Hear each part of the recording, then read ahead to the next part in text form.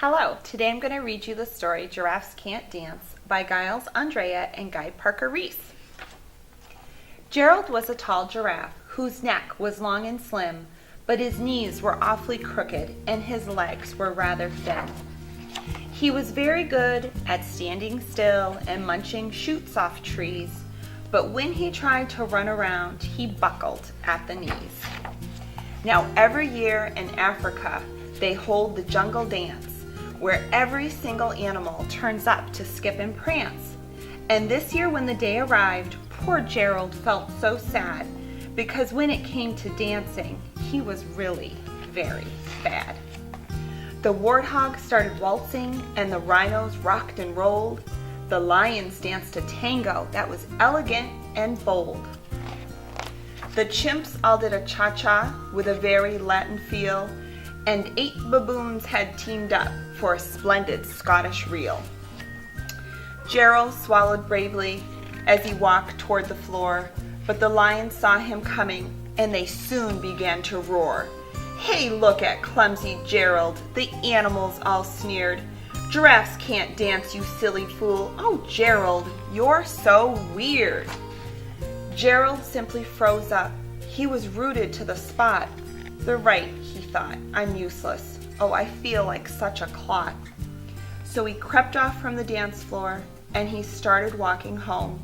He'd never felt so sad before, so sad and so alone. Then he found a little clearing and he looked up at the sky. "The moon can be so beautiful," he whispered with a sigh.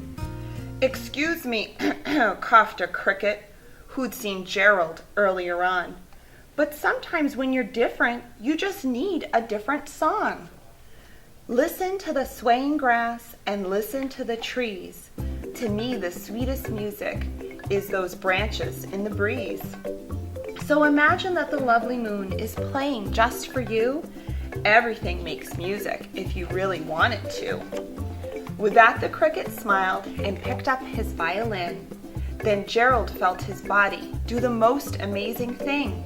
His hooves had started shuffling, making circles on the ground. His neck was gently swaying, and his tail was swishing round. He threw his legs out sideways, and he swung them everywhere. Then he did a backward somersault and leapt up in the air. Gerald felt so wonderful, his mouth was open wide. "I am dancing, yes, I'm dancing, I am dancing," Gerald cried. Then, one by one, each animal who'd been there at the dance arrived while Gerald boogied on and watched him quite entranced.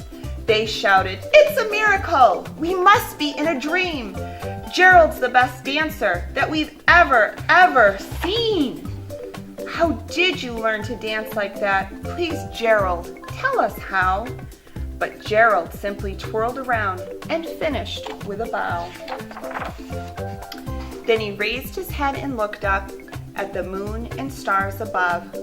"We all can dance," he said, "when we find music that we love."